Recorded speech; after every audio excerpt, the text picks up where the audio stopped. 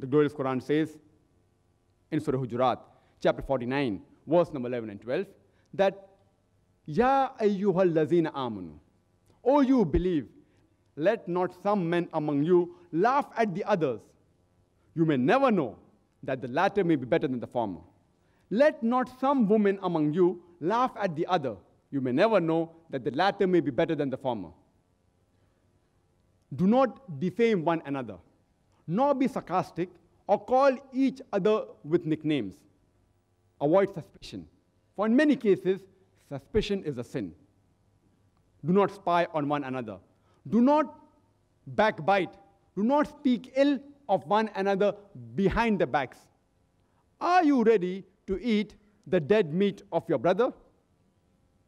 The Quran says that if you backbite, if you slander anyone behind the back, it is as though you are eating the meat of your dead brother.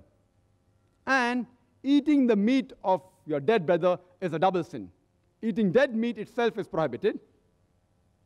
Eating meat of your dead brother is double crime. Even the cannibals who eat human beings, they do not eat the flesh of their brother. So if you backbite, if you speak ill about somebody else behind the back, it is a double crime. It is eating the meat of your dead brother. And the Quran gives the answer. Allah subhanahu wa ta'ala says, nay, you would abhor it. No one would ever like it. The Quran says in Surah Humza, chapter 104, verse number 1, وَيْلُلْ لِكُلِّ هُمَزَةٍ لُمَزَةٍ, woe to every kind of scandal monger and backbiter.